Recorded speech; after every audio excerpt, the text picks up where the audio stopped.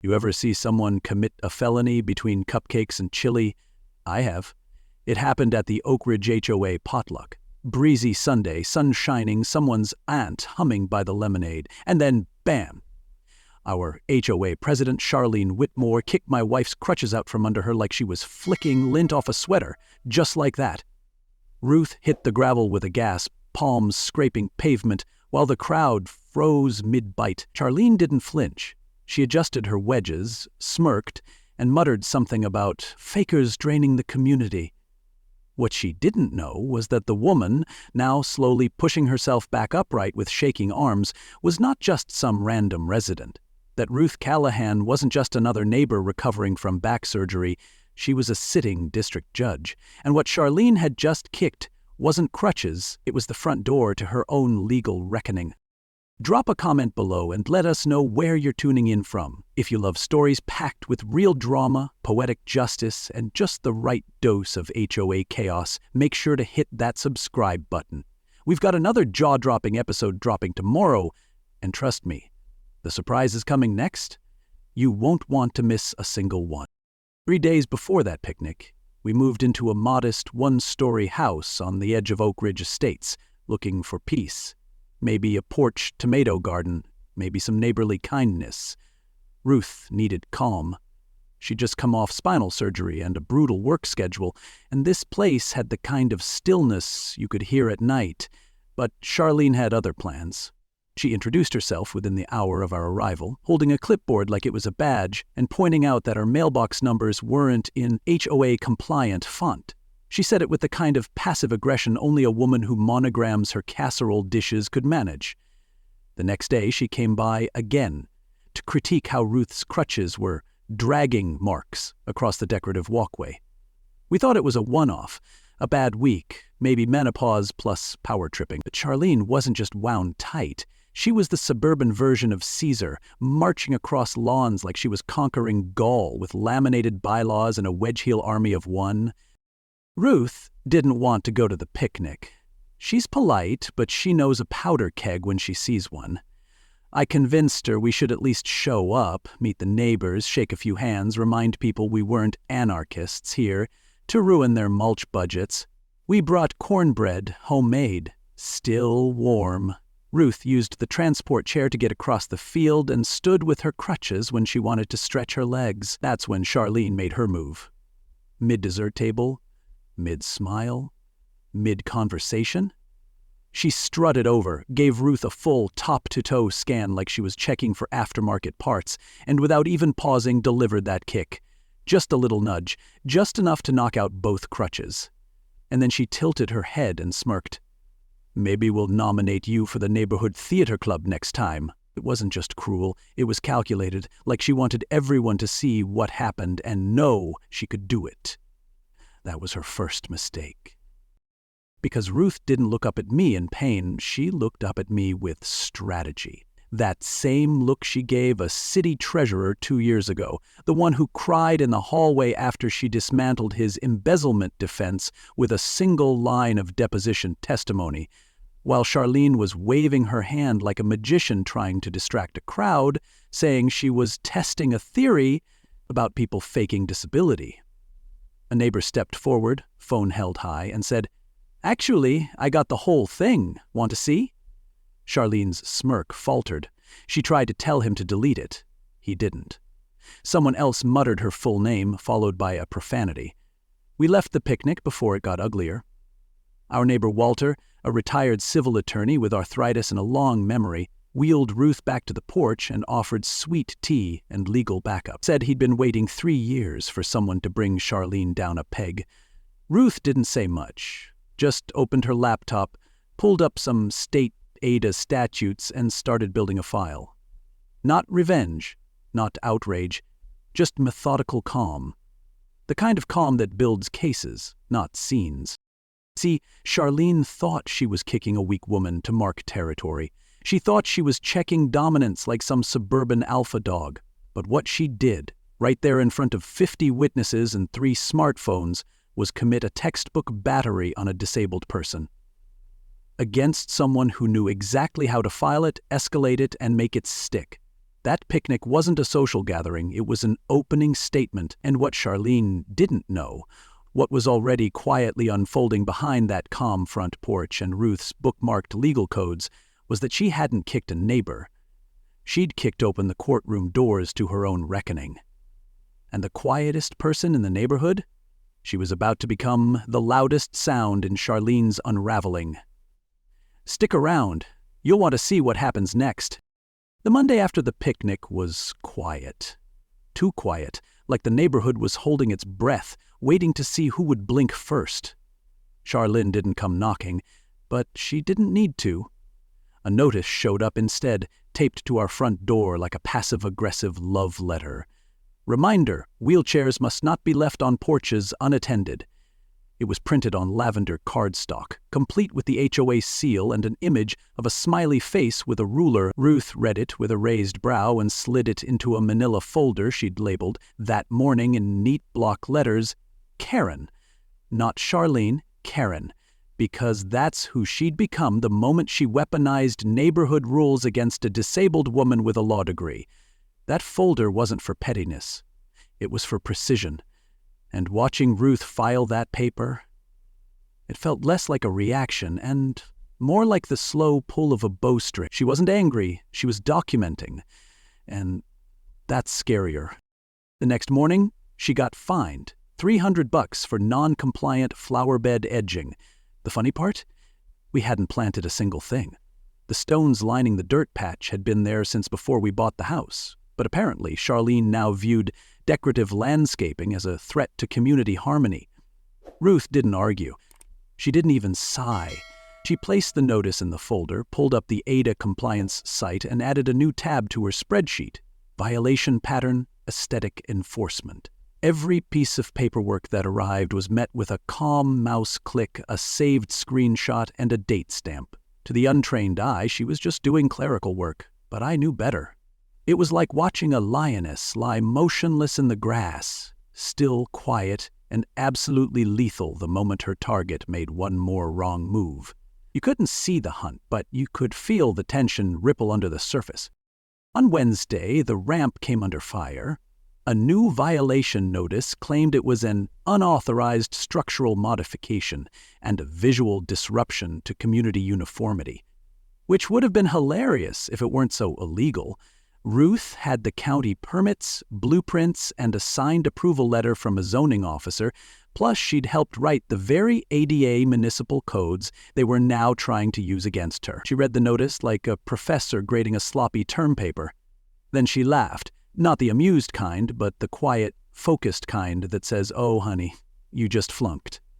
She slipped the document into the folder, added a timestamp, and typed, "False ADA claim. Civil exposure probable." I asked if she wanted me to call someone. She shook her head and said, "No, let them keep talking." If you've never seen a judge prepare for a courtroom battle in yoga pants and bunny slippers, I highly recommend it. It's more terrifying than any gavel. That night, Trey stopped by. He'd brought a flash drive, 2 cups of gas station coffee, and a look on his face like he'd just witnessed a crime. "It's Yvette," he said. Yvette was a soft-spoken woman who used a cane and lived alone 2 streets over. Trey showed us the video, grainy but clear. HOA contractors, sent by Charlene, ripped her mailbox out of the ground while she begged them to stop. She offered to adjust it herself. They ignored her. One laughed. Ruth didn't flinch. She just replayed the footage twice, zoomed in on the logo on their shirts, and took notes. "Intimidation through property destruction," she murmured, like she was reading ingredients off a cereal box. That night, she added a new tab, "Pattern of abuse, elderly and disabled." I watched her shoulders square a little more. It wasn't just about us anymore, it was about everyone Charlene had steamrolled into silence with fines, threats, and HOA newsletters dressed like subpoenas. By Friday, Charlene escalated again. This time, she didn't hide behind notices. She showed up in person with a clipboard, 2 board members, and a binder of violations like she was trying to sell insurance door to door. Ruth met her on the porch. No crutches, just standing tall with her arms crossed and a face that could silence a courtroom. Charlene handed over the paperwork and said we had 72 hours to remove the ramp and repaint the porch. Ruth smiled politely, took the papers, and said, "We'll respond through legal channels." Charlene blinked, repeated "legal," like the word had personally insulted her, and Ruth replied, "Clause 37 of your charter, State Statute Section 9. Watching Charlene's face tighten was like watching a balloon slowly realize it's overinflated. She turned and walked off, muttering about lawyers and drama. What she didn't realize was that drama had already left the station, and it was headed straight for court, fueled by a spreadsheet and righteous indignation. That weekend, the neighborhood started to shift. People walked by slower. Some waved. A few nodded with the kind of subtle sympathy you offer someone who's about to make headlines. Ruth didn't smile. She didn't gloat. She worked. Her file grew thicker, her tabs more color-coded, her language sharper. What Charlene thought was pressure was actually giving Ruth exactly what she needed: a documented trail of stupidity paved in ink and arrogance. The quiet woman with bandaged hands and courtroom posture wasn't planning a fight. She was building a case, and she was almost done. So, if you're wondering how this ends, how a clipboard Caesar gets dethroned by a woman in recovery, well, buckle up, because next week, Ruth gets the invitation to her own public trial, and, spoiler alert, she's bringing receipts. By Monday morning, you could feel the shift in the air like the charge before a summer storm. The kind that doesn't announce itself with thunder, just rolls in heavy and slow, pressing on your chest till something cracks. That something came in the form of a thick envelope slid under our door, another urgent compliance notice from Charlene and her HOA board of merry enforcers.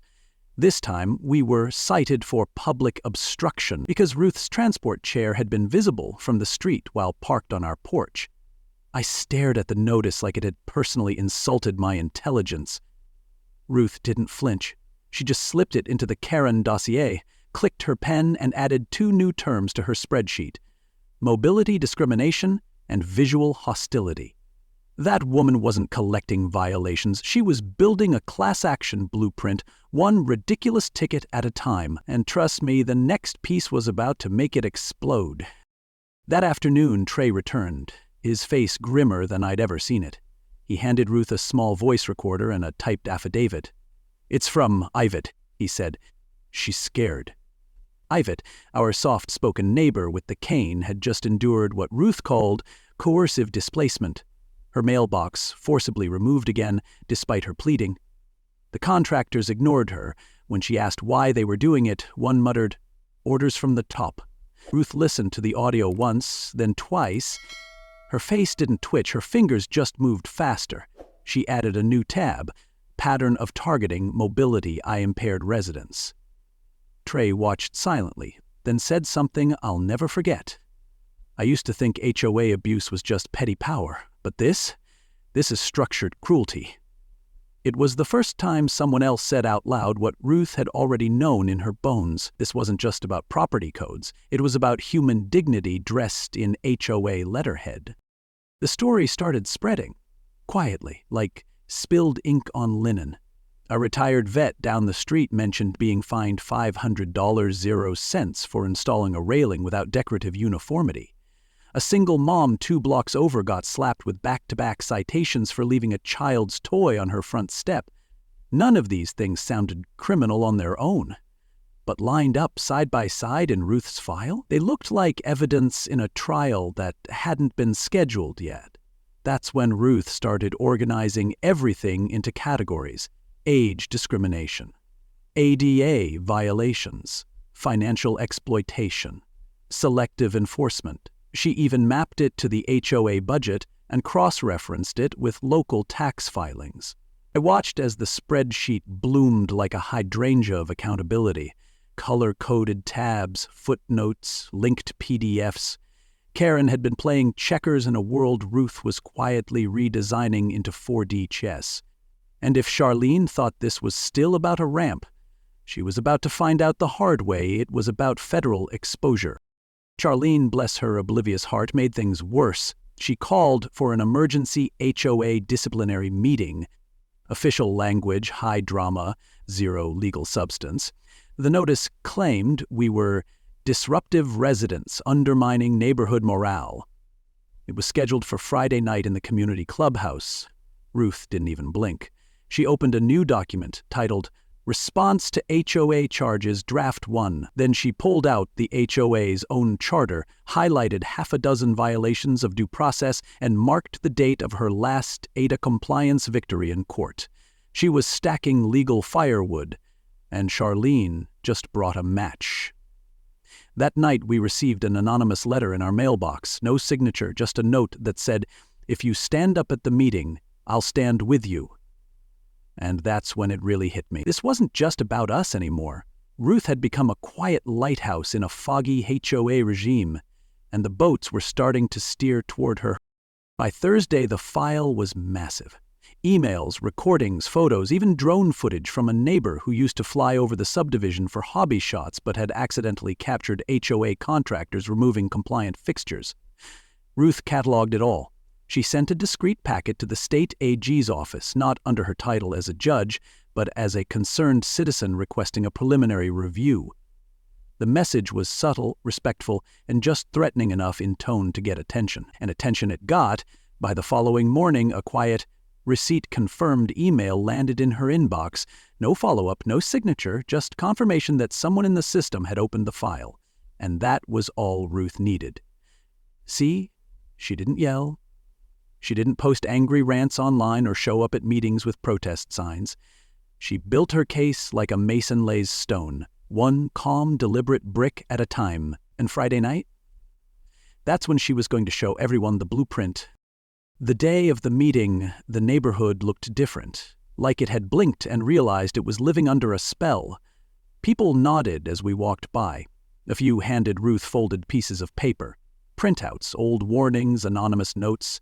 She took each one with quiet dignity, her injured hands rapt but steady. At the clubhouse, folding chairs filled fast.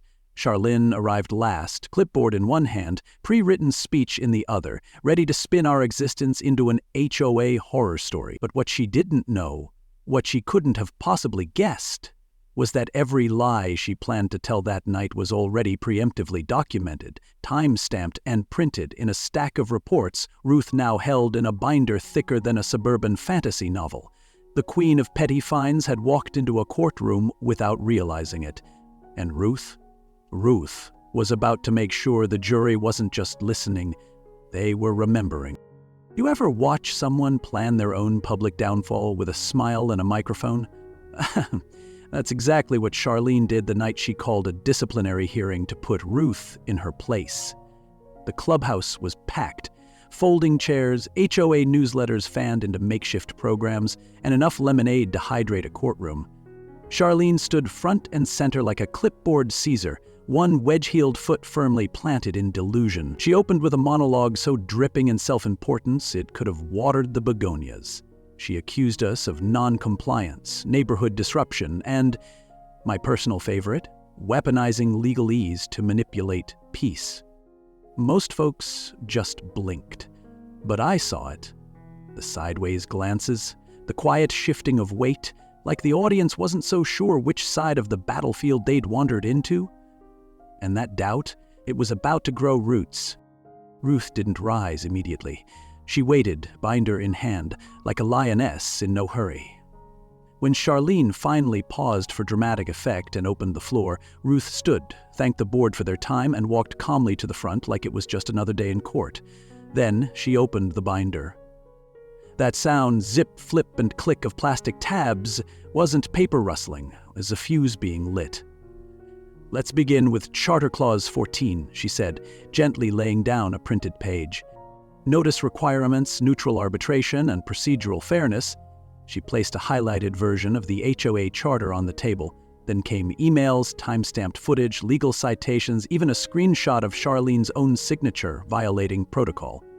It wasn't just organized, it was surgical. And just like that, the room turned. Residents sat straighter, some leaned in. One man whispered, "She brought the receipts." Charlene tried to laugh it off, claiming the rules were flexible depending on spirit and context. Ruth responded by reading a section titled Non-Discretionary Enforcement Guidelines. Word for word. "This isn't spirit," she said, smiling. "It's statute." She didn't raise her voice once, didn't wave her hands, but every document she presented was like a pin pulled from a grenade. Silent for a second, then boom. When she brought up Silver Pine Landscaping, the room actually gasped. Ruth had traced 3 inflated invoices paid out of HOA funds, each over $25,000, 0 cents, billed to a landscaping company with no public address, no employees, and no website. Registered, she said, to one Mitchell Gray, Charlene's cousin. The binder didn't just have papers, it had landmines with timestamps. Charlene's face lost its color, her smile wobbling like a table with one short leg. She stammered something about coincidence and legitimate local business, but by then the crowd had shifted. 2 former board members stood. One confirmed they'd never seen those invoices, another admitted they'd been forced out for asking too many questions. It was like watching a theater performance unravel mid-scene, the lead actress fumbling her lines while the extras started rewriting the script. Ruth didn't gloat. She just moved on.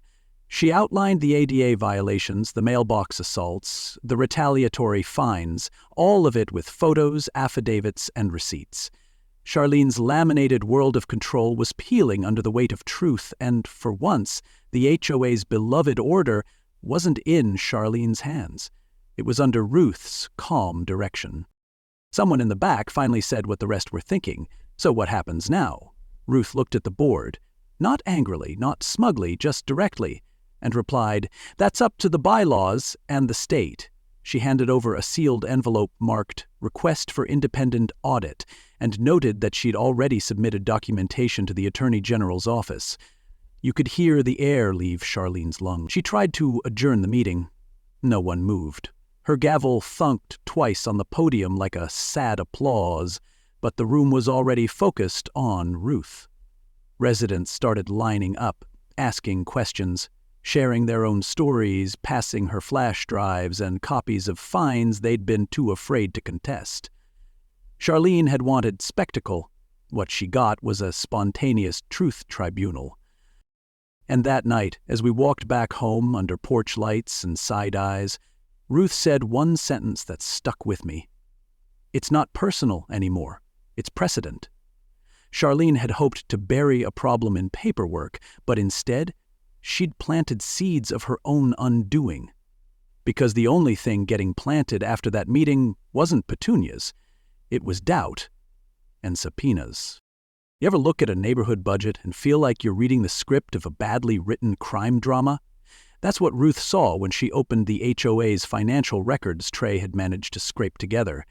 At first glance, the numbers looked clean. Neat columns, friendly fonts, community-sounding categories like beautification initiatives and seasonal enhancements, but underneath the formatting was a financial funhouse. Take a closer look, and it wasn't a budget, it was a laundromat in khakis. Tens of thousands of dollars funneled to shell companies that didn't exist beyond a name and a P.O. box. One of them, Silver Pine Landscaping, had a cousin named Mitchell Gray listed as the only officer. A cousin of who? Guess. Charlene had been preaching community protection while depositing HOA dues into the spreadsheet version of a ghost town. Ruth found 3 other companies just like Silver Pine, all tied to relatives or friends of Charlene, all hired without board approval and all issuing suspiciously vague invoices for things like decorative compliance reinforcement and gravel optimization. Now, unless gravel optimization involves diamond dust and unicorns, someone was laundering money through mulch. Ruth didn't announce it. She didn't storm into a meeting or post it on Facebook. She drafted 3 anonymous tips, one to the district attorney's office, one to the state auditor, and one to a reporter she'd worked with during a past corruption case. She wasn't grandstanding, she was lighting fuses, quietly, professionally, and from a distance. The morning after she sent the tips, the neighborhood shifted, not visibly, but subtly, like the air pressure had dropped before a storm.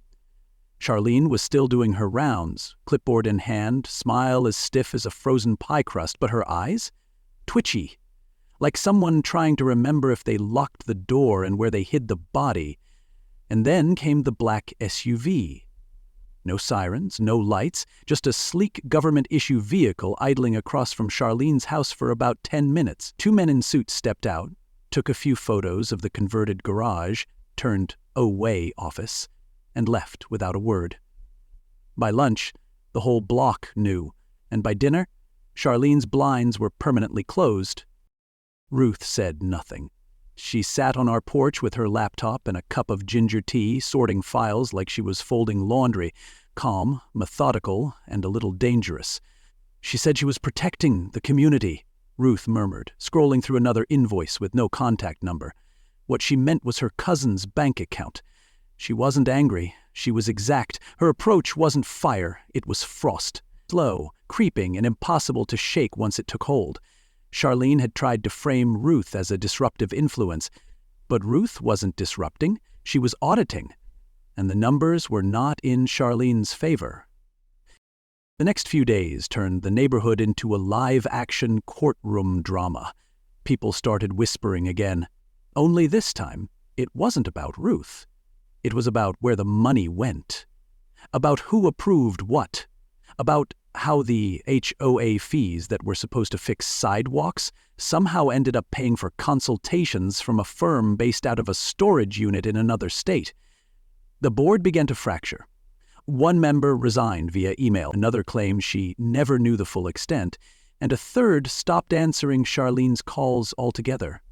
It was like watching the top of a Jenga tower start to sway, and everybody holding their breath. Because once Ruth pushed the right block, that tower was coming down. And here's the thing, Charlene still didn't fully get it. She thought this was about the hearing, about a little embarrassment. What she didn't realize was that she hadn't just kicked a judge's crutches in front of a crowd. She'd kicked open a chain reaction that was now thundering toward her from every direction. The feds weren't just watching, they were connecting dots. The community wasn't just angry, they were waking up. And Ruth? Ruth was just getting warmed up, because if you think this is where it ends, wait until you see what happens when the subpoenas start flying. You ever watch someone walk into a courtroom looking like they just found out karma wears a badge? That was Charlene the morning of the final hearing. Oversized sunglasses, tight smile, and the body language of a woman trying to shrink out of her own reputation. She didn't speak as the Judge Ruth's colleague from a neighboring district entered and laid out the charges like bricks being stacked for demolition. Fraud, civil rights violations, illegal annexation of non-home hay homes. It wasn't a community meeting anymore, it was a reckoning, one lined with filed exhibits, expert testimony, and the sort of legal clarity you can't laminate out of existence. And Ruth? She sat 3 rows back in civilian clothes, silent as sunrise. The courtroom was packed. Neighbors, former board members, reporters, and more than a few folks from nearby HOAs who'd heard the story and wanted to see if suburban justice really had teeth. It did.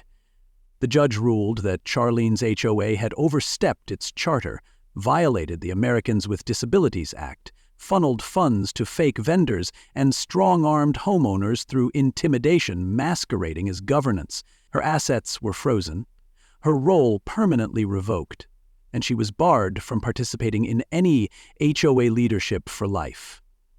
In legal terms, she was done. In poetic ones, she'd been evicted by truth.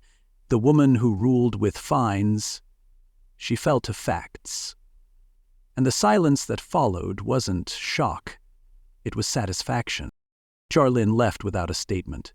Her lawyer shuffled behind her like a man walking out of a collapsed tent. And just like that, the courtroom emptied. But the story didn't stop at the courthouse steps. Back in the neighborhood, now officially renamed Liberty Grove by unanimous community vote, the air felt different, lighter.